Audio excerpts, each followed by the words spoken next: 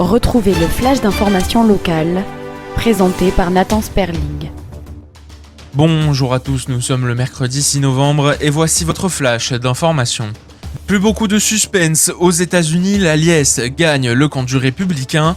Donald Trump revendique sa victoire sur Kamala Harris alors que les résultats ne sont toujours pas définitifs. La victoire du républicain dans 3 États clés a fait la différence, notamment en Pennsylvanie puisqu'il l'emporte avec près de 200 000 voix d'avance.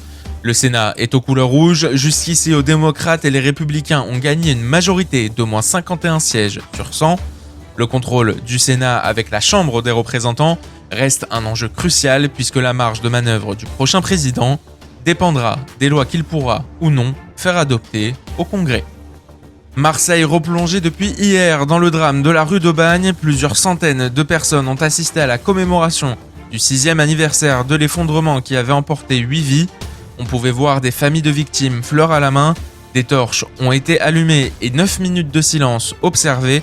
Le procès s'ouvre demain avec près de 40 médias accrédités et plus de 100 journalistes sur place.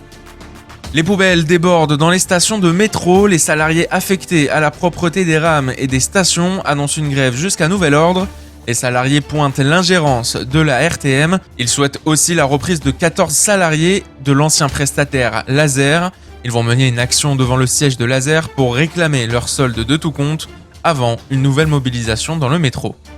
Auchan lance le plus grand plan social de son histoire. Il prévoit la suppression de 2400 emplois et la fermeture d'une dizaine de magasins. A priori, les Bouches-du-Rhône et le Var seraient épargnés. Michel Barnier a demandé à en savoir plus sur les raisons qui poussent le groupe à fermer plusieurs sites avec des milliers d'emplois menacés. Ce soir à 19h à l'espace Paul Benaïm, le CRIF Marseille-Provence reçoit Mohamed Sifawi. L'écrivain et journaliste donnera une conférence sur son dernier ouvrage intitulé Hamas, plongé au cœur du groupe terroriste. Les réservations sont obligatoires sur le site eloasso.com.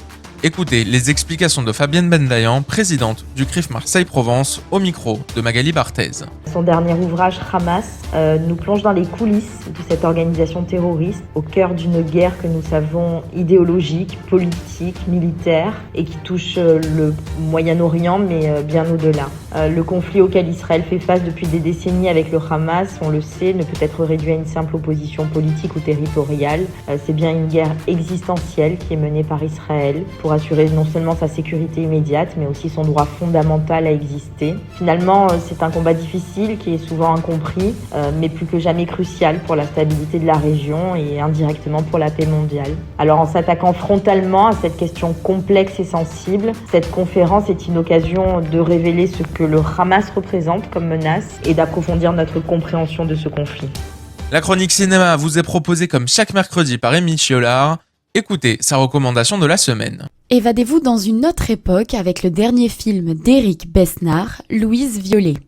En 1889, Louise Violet, interprétée par Alexandra Lamy, est envoyée dans un village de la campagne française où elle doit imposer l'école de la République, gratuite, laïque et obligatoire. Une mission qui ne la rend populaire ni auprès des enfants, ni auprès des parents. Il m'a été demandé de vous trouver une affectation. Trouvez votre valeur, et nous verrons si nous pouvons vous trouver quelque chose d'un peu moins extrême. Je trouve que la République a été bien généreuse, mademoiselle. Vous sauriez où je peux trouver monsieur le maire?